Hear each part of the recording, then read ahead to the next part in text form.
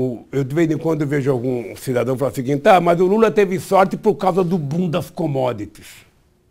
Não é isso? É ouro e venda, não, porque as commodities estavam caras.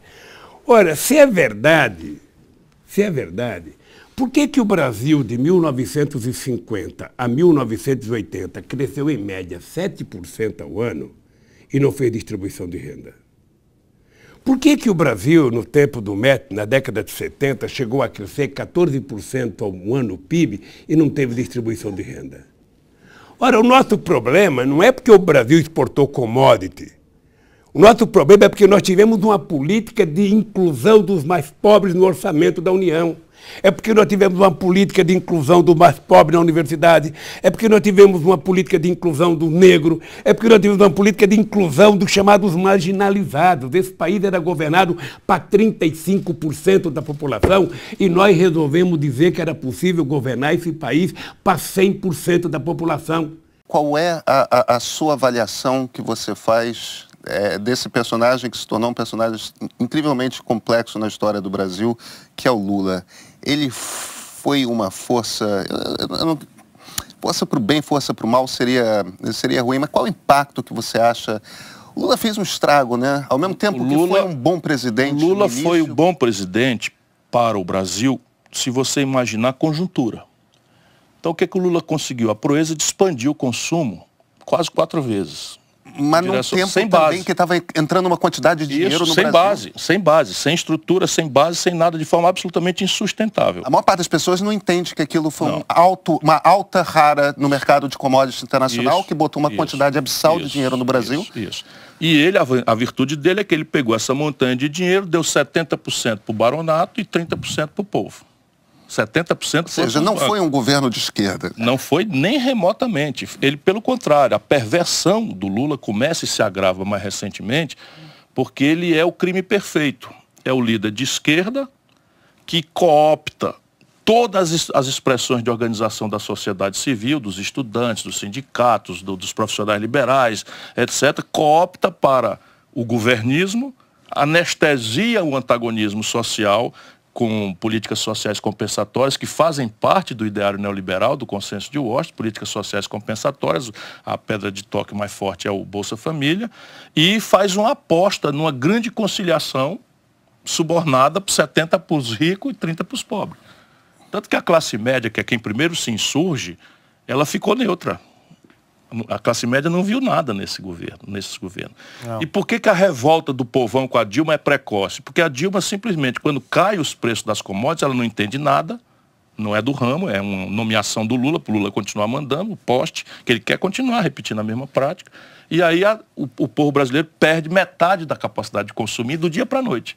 40 milhões de pessoas que ascenderam socialmente e viraram microempreendedores, de vender açaí nas esquinas das ruas, em manicure, não sei o que e tal, de repente, volta tudo para a pobreza. Teve muita ação do próprio governo dela para levar a economia para a breca que foi. Não foi só ela não entendeu nada. O mercado internacional, como ela chegou a querer essa foi a causa da crise. Políticas e ela não entendeu coisa nenhuma, não entendeu nada. Aí, por exemplo, renúncia fiscal para grandes conglomerados que não tinham correspondência em investimento nem emprego, que viraram tudo remessa de lucros e dividendos para o estrangeiro sem tributação. A política energética totalmente... desastre completo. É indizível. Mas, governador, a dúvida é se esses candidatos de esquerda podem se aplicar no... Sim, mas rapaz, o que é ser de esquerda? O PT pode se dizer de esquerda? O PT, o que o PT faz? Qual é a economia política do PT e do Lula? Qual é a diferença da economia política do Lula para do Macri, para do Pinheira? Qual é a diferença? Da economia política que eu estou falando. Que ali tem um componente, qual seja, puro consenso de Washington, políticas sociais compensatórias para humanizar o caminho. Aí deu um freado nas privatizações, tem uma diferença. Eu sou honesto intelectualmente. Não, deu uma freada nas privatizações, ok. Não é? Fez uma imensa inversão em direção aos pobres, com políticas sociais compensatórias de massa, e isso tirou a fome do lado dos brasileiros, não é pouco, mas isso aqui tudo é neoliberalismo. Você não tem um projeto de país. A carga tributária brasileira onera os pobres. Depois de 14 anos de dito esquerda, aí que você sabe quem é que é de esquerda e quem não é. O Chile chegou a esse colapso todo porque é absolutamente impraticável a modelagem. E a modelagem ancestralmente é assim, o Chile depende, como o Brasil está indo de novo para depender, excessivamente de commodities.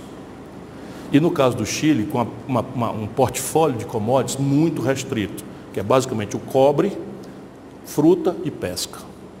Então, isto daqui não paga eletroeletrônica, não paga química fina, não paga bem de capital, e as populações mundiais todas aspiram a um padrão de consumo moderno. Então, o que é que o Brasil está fazendo? Com o Lula, com o PT, com o Fernando Henrique, com todo mundo. Está destruindo a indústria na ilusão de que nós vamos pagar o nosso modo moderno de vida com commodities. Qual é a característica das commodities? Na história da humanidade, sem faltar nenhum. Só não quer ver quem é burro ou cego, ou mau caráter. Né? As commodities, elas oscilam de preço. Então, só para você ter uma ideia, o Lula pagou essa farra de consumo vendendo petróleo a $110, minério de ferro a $190. Quando a Dilma é derrubada, o minério de ferro estava sendo vendido a 38 e o petróleo a 30. E aí você tem, qual que é o problema da Venezuela? Monocultura do petróleo. Agora, por que a tensão na Venezuela desacelerou? Porque o petróleo está em alta e aí desacelera a crise na Venezuela. Sabe quanto é que custa um litro de gasolina na Venezuela? 2 centavos, 3 centavos. Puro populismo, negócio de esquerda. Esquerda do cacete. Esquerda do cacete. Todo um bando de mentiroso, um bando de demagogo, de caudilho, né, que não tem menor compreensão estratégica, que quer que o povo estabeleça uma dependência personalíssima de fulano e tanto. Isto é o velho caudilismo sul-americano. O que tem de esquerda, pelo amor de Deus? E o Lula encheu, só o Lula pagou 1 trilhão e 400 bilhões de reais de juros durante o governo dele. E a dívida saiu de 600 para quase 3 trilhões de reais. 600 bilhões para quase...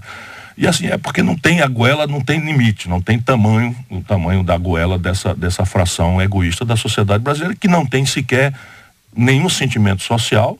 Mário, eu estou estudando essas coisas e tal, e para propor uma mudança, 6 brasileiros, 6, meia dúzia, 1, 2, 3, 4, 5, 6, tem renda, fortuna, equivalente à soma de 100 milhões de brasileiros. 6 brasileiros? 6 brasileiros têm uma fortuna. Todo mundo, quando eu falo isso, olha assim, será possível? Pois é, vai no Google, que está lá. 6 brasileiros têm fortuna equivalente ao que 100 milhões de brasileiros juntos têm, os mais pobres, têm de renda. E não pagam imposto. Não pagam imposto no país. Então, esse é o grande debate que o Lula tangenciou. O pré-candidato Ciro Gomes falou sobre a tributação de grandes fortunas, lucros e dividendos e remessas de lucros ao exterior. Suas ideias estão em consonância com o estudo do Sindifisco Nacional. Só o Brasil e a Estônia não cobram tributos sobre lucros e dividendos empresariais.